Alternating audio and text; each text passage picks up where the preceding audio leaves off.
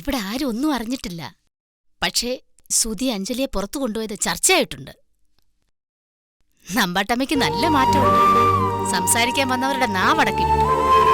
സത്യം എന്താണെന്ന് അറിയുമ്പോ അമ്മയും അവരുടെ ഭാഗം പിടിക്കും. ആ, നിൽക്കാൻ സമയമില്ല. കുറച്ച് കഴിഞ്ഞ് താഴോട്ട് വാ. ചേച്ചി. എന്താ അഞ്ജലി? ആ സുജാത ഇങ്ങോട്ടൊന്ന് പറഞ്ഞുവിടാവോ? അയ്യോ, അത് പറയാൻ വിട്ടു. അഞ്ജലി പോയി കുറെ കഴിഞ്ഞപ്പോ അവള് പോയി.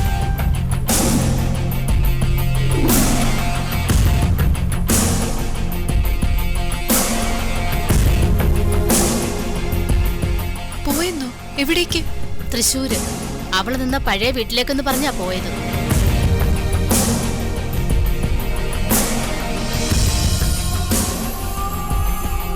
എന്താ അഞ്ജലി? ശരിക്കൊന്ന് കാണാൻ കൂടി കഴിഞ്ഞില്ല. മഹാഭാവിയായി പോയല്ലോ ഞാൻ. സുജാത അഞ്ജലി അറിയോ? അത് സുജാതയല്ല, എന്റെ ചേച്ചിയാ, അശ്വതി ചേച്ചി. വീടറിയാതെ വന്നത് അശ്വതി ചേച്ചി. എന്നെ നേരിടാനാവാതെ പൊയ്ക്കളഞ്ഞു. ദൈവമേ, അഞ്ജലിയുടെ ചേച്ചിയെന്നറിയാതെ ഞാൻ എന്തെല്ലാം ജോലി ചെയ്യിപ്പിച്ചു. എന്നെ ഒന്ന് കാണാൻ പോലും ചേച്ചി തയ്യാറായില്ലല്ലോ. അഞ്ജലിക്ക് നാണക്കേടുണ്ടാവുമെന്ന് കരുതിയാവും. എവിടേക്ക് പോയതെന്ന് പറഞ്ഞോ? മുമ്പ് ജോലിക്ക് നിന്ന വീട്ടിലേക്ക്. പക്ഷേ അത് കള്ളമാണെന്ന് തെളിഞ്ഞില്ലേ? ചേച്ചി വീട്ടിലേക്കാവും പോയിട്ടുണ്ടാകുക. അഞ്ജലി സമാധാനമായിട്ടിരിക്കും. വീട്ടിലേക്ക് വിളിച്ച വിവരം അറിയാലോ. ഇപ്പൊ എത്തിയിട്ടുണ്ടാവില്ലേ?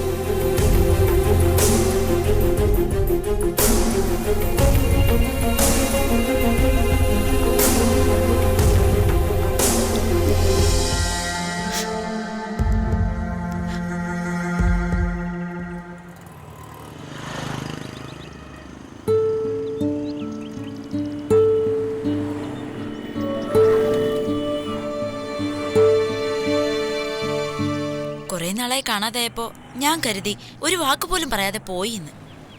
ഗ്രാൻഡ്പാ ബാത്റൂമിൽ ഒന്ന് തെന്നി വീണു. 2 ആഴ്ച ഹോസ്പിറ്റലിൽ കിടന്നു. ഹോസ്പിറ്റലിൽ കൂടെ നിൽക്കാൻ വേറെ ആരുമില്ല.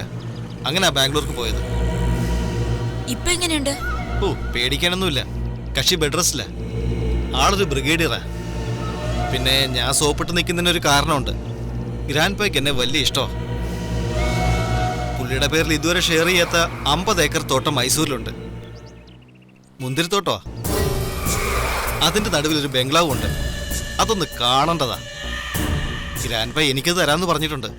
അപ്പോ ആളൊരു വിരുദ്ധം തന്നെ. മനസ്സ് കവരുന്ന എന്ത് കണ്ടാലും സ്വന്തമാക്കാൻ ആഗ്രഹിക്കില്ലേ? അതുകൊണ്ടല്ലേ നേരമില്ലാത്ത നേരത്ത് തന്റെ പിന്നാലെ നടന്ന് വെയിൽ കൊള്ളുന്നത്. നമ്മുടെ ഹണിമൂൺ ആ മുന്തിരിത്തോട്ടത്തിലാവണം. ഞാൻ എന്നെ അത് മനസ്സിൽ കുറിച്ച് കഴിഞ്ഞു. അതിനു വേണ്ടിയിട്ടാണല്ലോ ഗ്രാൻഡ്പാ മണിയടിച്ചു വെച്ചിരിക്കുന്നത്. അല്ല, താൻ റെഡിയാണെങ്കിൽ ഒരു ദിവസം നമുക്ക് അവിടെ വരെ പോവാം. കൊള്ളാം. ഇവിടുന്ന് മൈസൂരിൽ പോയി വൈകുന്നേരം എത്താനുള്ള ദൂരമല്ലേ ഉള്ളൂ. 2 ദിവസം നൈറ്റ് ഡ്യൂട്ടി എന്ന് പറഞ്ഞാൽ പോലെ. അതിനൊന്നും എന്നെ കിട്ടില്ല. ആദ്യം കല്യാണം കഴിക്കാനുള്ള പദ്ധതി നോക്ക്.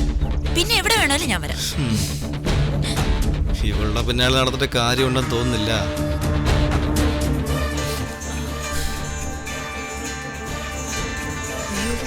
ചേച്ചി മിണ്ടല്ലേ. ഹലോ ചേച്ചി. മോളെ, നീ എവിടാ? ഹോസ്പിറ്റലിലാ. എന്താ ചേച്ചി? വീട്ടിൽ വിളിച്ചിട്ട് കിട്ടുന്നില്ല. അശ്വതി ചേച്ചി അങ്ങോട്ട് വന്നിട്ടുണ്ട്. അത് അഞ്ജലി ചേച്ചി എങ്ങനെ അറിഞ്ഞു? അശ്വതി ചേച്ചി ഇവിടെ വന്നിരുന്നു. വിശേഷമൊക്കെ പിന്നെ പറയാം. നീ വേഗം വീട്ടിലേക്കൊന്ന് ചെല്ല്. എന്നിട്ട് എന്നെ ഒന്ന് വിളിക്കും. ശരി ചേച്ചി. ഈശ്വരൻ, ചേച്ചി വീട്ടിലേക്ക് തന്നെ പോണേ.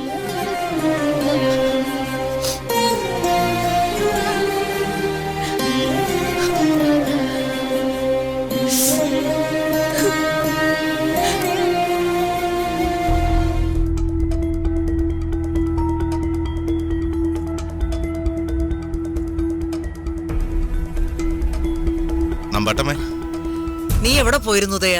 വണ്ടിയുടെ ഇൻഷുറൻസ് പുതുക്കാൻ പോയതാ. ആ സുജാത എന്ന പെണ്ണ് പോയ കാര്യം നീ അറിഞ്ഞോ? ചന്ദ്രിക പറഞ്ഞു. ഇവിടെ നിൽക്കാൻ തയ്യാറായതാ. പെട്ടെന്ന് അവളുടെ മനസ്സ് മാറിയത്. ഇനിയിപ്പോ അതേപ്പറ്റി ചിന്തിക്കേണ്ട കാര്യമുണ്ടോ? എനിക്കെന്തോ സംശയങ്ങൾ തോന്നുന്നു. അന്നേരം കൂടെ കൊണ്ടുവരാൻ തോന്നി. അത് വിഡ്ഢിത്തമായെന്നാ ഇപ്പൊ എനിക്ക് തോന്നുന്നത്. ഇനിയിപ്പോ വല്ല തരികിടയും കാണിച്ചിട്ട് ചാടി വന്നതായിരിക്കൂ. എങ്കി നമ്മൾ സമാധാനം പറയേണ്ടി വരില്ലേ? ആ പയ്യന്മാര് നമ്മുടെ വണ്ടിയുടെ നമ്പർ നോട്ട് ചെയ്തിട്ടുണ്ടെന്നാ തോന്നുന്നേ. ആ, വരുന്നിടത്ത് വെച്ച് കാണാം. പിന്നെ നിന്റെ ശ്രദ്ധ ഉപേന്ദ്രനിലൊന്ന് വേണം. എന്താ നമ്പട്ടമ്മേ? അഞ്ജലിക്കെതിരെ ഇനി ഒരു ഗൂഢാലോചനയോ ഉണ്ടാവരുത്. അന്ന് അതിന് കൂട്ടുനിന്നതിന് ഞാൻ അനുഭവിക്കുന്ന വേദന നിനക്കറിയാവല്ലോ. അവളുടെ ജീവൻ എടുക്കാൻ ഈ വീട്ടിൽ ആരും തയ്യാറാവരുത്. ഇവിടെ ഒരു ബുദ്ധിമുട്ടും ഇനി അവൾക്ക് ഉണ്ടാവാനും പാടില്ല. ഞാൻ അവൾക്ക് വാക്ക് കൊടുത്തു കഴിഞ്ഞു. ഒരു കണക്കിനോർത്ത കഷ്ടം തന്നെയാ. പ്രായശ്ചിത്തം ചെയ്തിട്ടാ എന്റെ മനസ്സൊന്ന് തണുത്തത്. ഒരു മനുഷ്യജീവൻ അപഹരിക്കാൻ ഒരു വീട്ടിൽ എല്ലാവരും ഒത്തുചേർന്ന് പ്രവർത്തിച്ചില്ലേ? ഒരിക്കലും ഞാനിതിന് കൂട്ടു നിൽക്കില്ലായിരുന്നു. പ്രതാപൻ അവളെ മറ്റൊരു കണ്ണി കണ്ടപ്പോ മനസ്സൊന്ന് പാളിപ്പോയി. അതിന് ഞാനിപ്പോ വലിയ വില കൊടുക്കുക. എല്ലാരും ചീത്ത പെണ്ണായിട്ടാ അഞ്ജലിയെ കാണുന്നത്. ഗതികേട് കൊണ്ട് അവൾ ഓരോ കുരുക്കി ചെന്ന് ചാടുകയെന്ന് നമുക്കല്ലേ അറിയൂ. ഉപേന്ദ്രന്റെ കൂടെ വിശ്വാസം നടിച്ചു നിന്നോണം. അവനൊന്ന് മനസ്സിൽ കുറിച്ചാൽ അതുപോലെ ചെയ്തിരിക്കും. അവന്റെ നീക്കങ്ങൾ എനിക്ക് തടഞ്ഞേ തീരൂ. എന്തുണ്ടേലും ഞാൻ നമ്പാട്ടമ്മയെ അറിയിച്ചോളാം.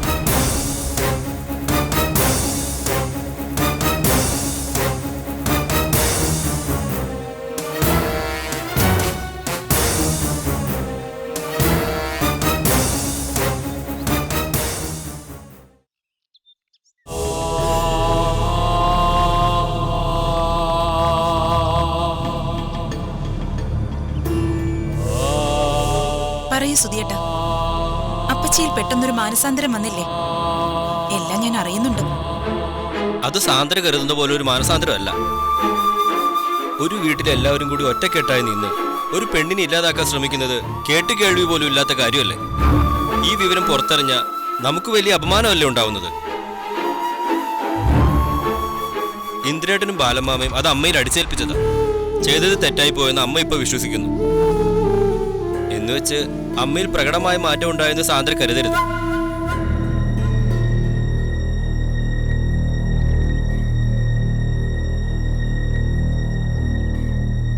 സാന്ദ്രയോടുള്ള അമ്മയുടെ മനോഭാവത്തിനും സ്നേഹത്തിനും ഒരു മാറ്റവും വന്നിട്ടില്ല.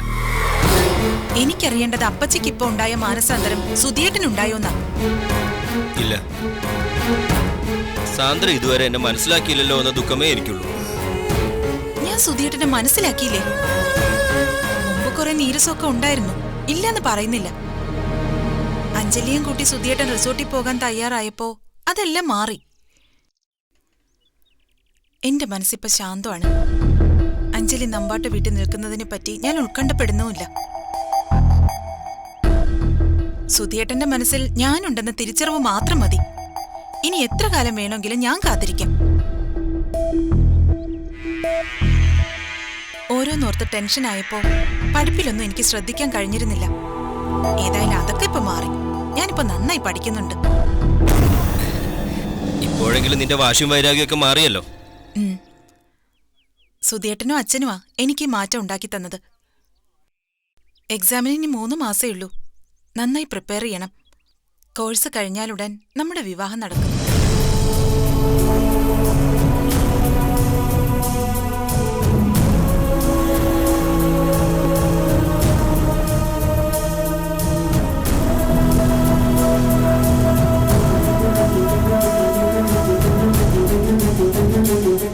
അതെ, അച്ഛൻ എനിക്ക് അങ്ങനെ ഒരു ഉറപ്പ് തന്നിട്ടുണ്ട്. ബാലമ്മാമ അങ്ങനെ പറഞ്ഞു. എന്താ വിശ്വാസം വരുന്നില്ലേ? അച്ഛൻ തന്ന വാക്ക് പാലിക്കുമെന്ന് എനിക്ക് ഉറപ്പുണ്ട്. സുധിയേട്ടനും അങ്ങനെ വിശ്വസിക്കണം.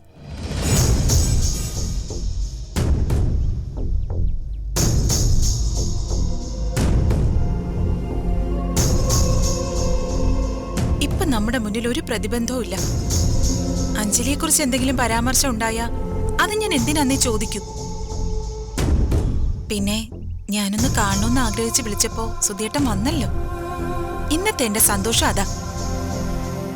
എന്നാ ഞാൻ പോട്ടെ.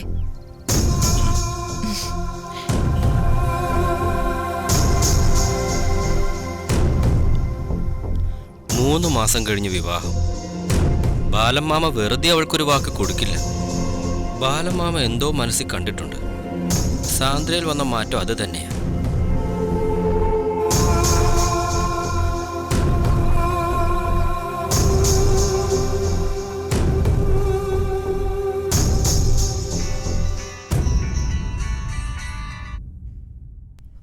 മോളെ, ചേച്ചി, അശ്വതി ചേച്ചി ഇതുവരെ വന്നിട്ടില്ല. ചേച്ചി പിന്നെ എവിടെ പോയി?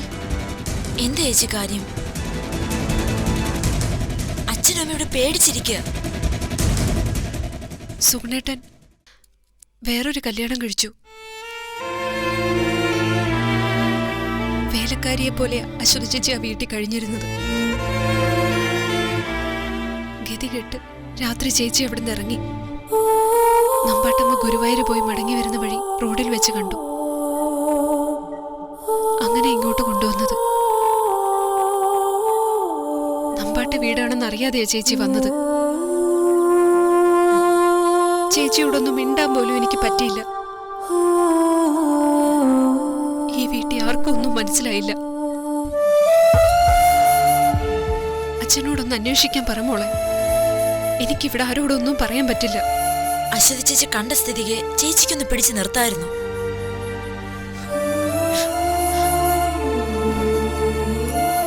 ചേച്ചി എന്തെങ്കിലും കടുങ്കൈ ചെയ്യുമെന്ന് എന്റെ പേടി. ഈശ്വര, ചേച്ചി ഇങ്ങ് വരണേ. ചേച്ചി വെച്ചോ, ഞാൻ അച്ഛനോട് പറയാം.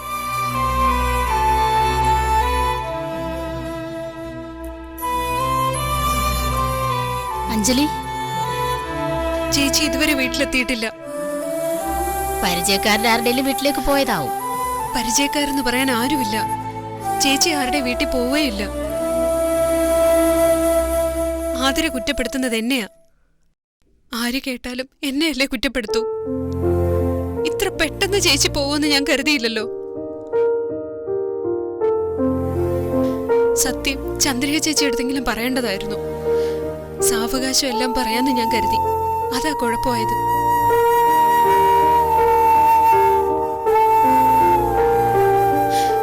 ഇനി എന്ത് ചെയ്യണോന്ന് എനിക്ക് ഒരു രൂപവും ഇല്ല. അഞ്ജലി സുധിയോട് വിവരം പറ.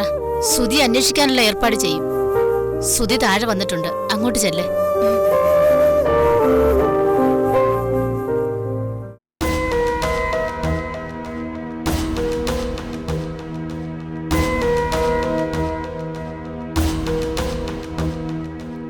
സുധിയേട്ടാ, സുധിയേട്ടാ, സുധിയേട്ടാ.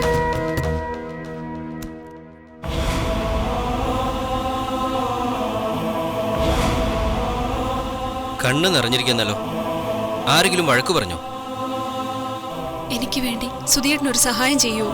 അതെന്ത് ചോദ്യ? അഞ്ജലി പറ, ഞാൻ എന്താ വേണ്ടത്? ഞാൻ ചേച്ചിയുടെ കാര്യം പറഞ്ഞില്ലേ? ആ, ഇത് സുധിയേട്ടന്റെ വീടാണെന്ന് മനസ്സിലാക്കിയ ചേച്ചി എവിടേക്കോ പോയി. വീട്ടിലേക്ക് പോയതാവും. താൻ വിളിച്ച് ചോദിച്ചില്ലേ? ഞാൻ ആദരയെ വിളിച്ചു. ചേച്ചി വീട്ടിലെത്തിയിട്ടില്ല. ഇനി സുഗുണന്റെ വീട്ടിലേക്ക് പോയതായിരിക്കൂ. അവിടേക്ക് ചേച്ചി എന്തായാലും പോവില്ല. സഹിയിട്ട ആ വീട്ടിൽ നിന്ന് ഇറങ്ങിപ്പോകുന്നത്.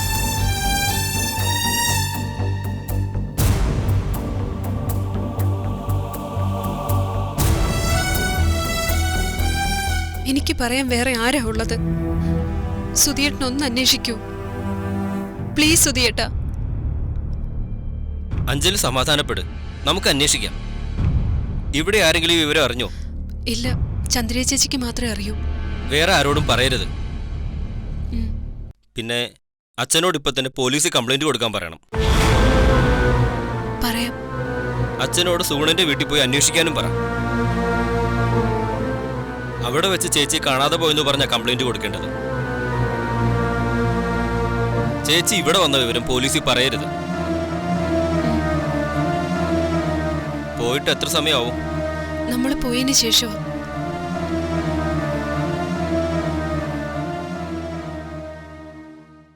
ഞാൻ ആളെ കണ്ടിട്ടില്ലല്ലോ. അതുകൊണ്ട് തന്നെ വല്ല ബസ് സ്റ്റാൻഡിലോ റെയിൽവേ സ്റ്റേഷനിലോ അന്വേഷിക്കാന്ന് വെച്ചാ അതിനും കഴിയില്ലല്ലോ. ആ, ചേച്ചിയുടെ ഫോട്ടോ ഞാൻ കാണിച്ചു തരാം.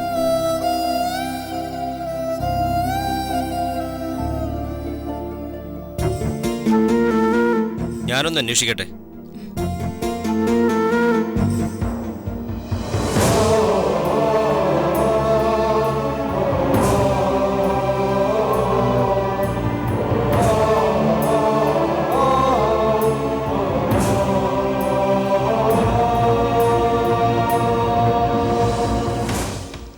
ഉപേന്ദ്രൻ എങ്ങനെ വേണമെന്നാ പറയുന്നേ? അല്ല, അതെങ്ങനെ വേണമെന്ന് ബാലമാമ പറഞ്ഞാൽ മതി. ചായ. ഇടി, നിനക്ക് നമ്പാട്ടൊക്കെ ഇടയ്ക്കൊക്കെ ഇറങ്ങിക്കൂടെ? ഞാൻ മനഃപൂർവ്വം വരാത്തതല്ല ഇന്ദ്രേട്ടാ, എക്സാം എത്താറായില്ലേ? ആ, എങ്കിലൊക്കെ എക്സാമിന് ഉഴപ്പിക്കളയരുത്. പഠിപ്പിൽ ഉഴപ്പിയതിന്റെ ഫലം ഇപ്പൊ സുധി അനുഭവിച്ചോണ്ടിരിക്കുക. സാന്ദ്ര എന്നും പ്രാക്ടിക്കലാന്ന് ഇന്ദ്രേട്ടനെ അറിയാലോ.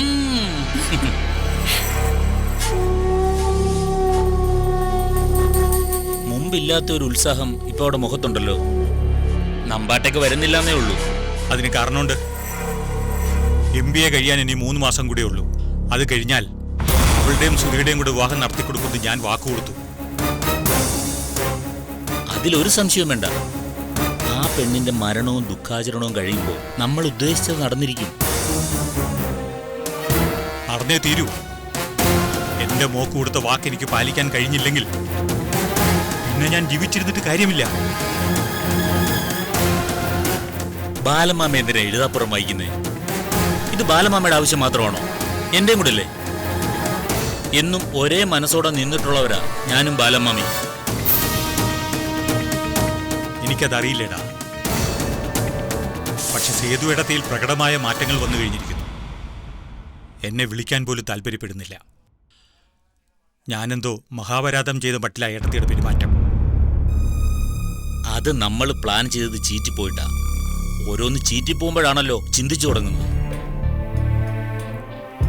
ആ പെണ്ണിനെതിരെ നമ്മുടെ ഭാഗത്തുനിന്ന് ഒന്നും ചെയ്യുന്നില്ലെന്ന് വേണം സേതു അടുത്ത് അറിയാൻ. എനിക്കത് നിശ്ചയമുണ്ട്. എല്ലാം ദൈവവിധിക്ക് സമർപ്പിച്ചു കഴിഞ്ഞു അമ്മ. അഞ്ജലി നമ്മുടെ മുമ്പിൽ ഇനി ഒരു വിഷയമല്ല. ഏടത്തിക്കൊപ്പം ആ ദൈവവിധിക്ക് നമുക്കും പ്രാർത്ഥിക്കാം. അവിടം കൊണ്ട് അവസാനിപ്പിക്കാമെന്നാണോ ബാലമാമ കരുതുന്നത്? ഒരിക്കലുമല്ല. പുതിയ കരുക്കൾ നമ്മൾ നീക്കണം. എനിക്കിനി ഒരു ലക്ഷ്യമേ ഉള്ളൂ. ഞാൻ സാന്ദ്രയ്ക്ക് കൊടുത്ത വാക്ക്. ഇത് ബാലരാമന്റെ ജീവിതത്തിലെ അവസാന പോരാട്ടമാണ്. ഇതിൽ ഞാൻ തോറ്റുപോയാൽ എന്റെ മോളുടെ വിധി ഈ വിധമാക്കിയതിന് കുറ്റക്കാരൻ കൂടിയാവും ഞാൻ. ബാലമാമ ഇങ്ങനെ സെന്റിമെന്റൽ ആകരുത്.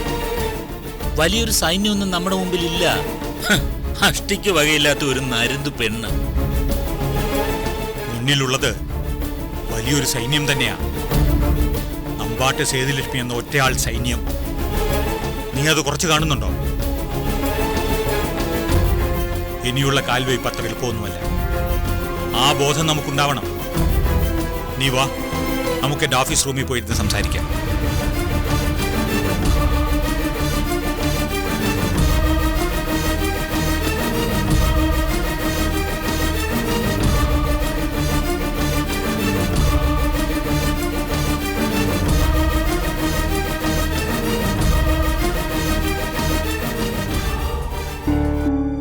നീ ഏതാടി കൊച്ചേ? നിനക്ക് ഇവളെ മനസ്സിലായില്ലേ? ഇല്ല. അഞ്ജലിയുടെ അനിയത്തിയ അവള്. ഓ, അപ്പൊ ഇവളെയാണല്ലേ നമ്മുടെ ഹോസ്പിറ്റലിൽ കൊണ്ടുവന്ന് കുത്തി തിരികെ കയറ്റിയത്? അവിടുത്തെ ജോലിക്ക് വേണ്ട യോഗ്യതകളൊക്കെ ഇവക്കുണ്ട്. എന്താ ഇങ്ങോട്ട് എഴുന്നള്ളാൻ? ചേച്ചിയെ കാണാനാ. മുമ്പൊന്നും വിശേഷങ്ങൾ അറിയാൻ ആരും വന്നില്ലല്ലോ. ഇപ്പോഴെന്താ? സഹായം ചെയ്യുന്ന ഏർപ്പാടൊക്കെ ഞങ്ങൾ അങ്ങ് നിർത്തി. ഞാൻ ചേച്ചി ഒന്ന് കാണാൻ മാത്രം വന്നേ. നിന്റെ അച്ഛനും അമ്മയ്ക്കും സുഖമല്ലേ? സുഖം. അവിടെ ഇപ്പൊ സുഖത്തിന് എന്താ കുറവ്? വേണ്ടുന്നതെല്ലാം കിട്ടിയില്ലേ? നീ മുകളിലോട്ട് ചെല്ല്. അഞ്ജലി മുറിയിലുണ്ട്.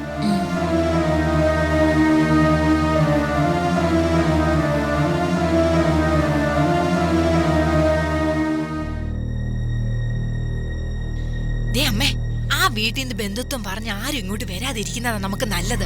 ഇപ്പോഴല്ലേ ഒരാൾ വന്നുള്ളൂ. മുഖത്തടിച്ച് പറഞ്ഞു വിടുന്നത് എങ്ങനെയാ?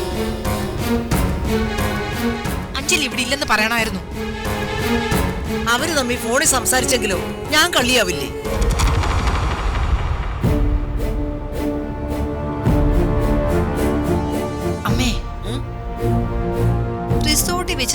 കാര്യങ്ങളെ അഞ്ജലി ഈ പെണ്ണിനോട് പറയുമെന്ന് എന്റെ സംശയം. അവള് പറയാതിരിക്കില്ല.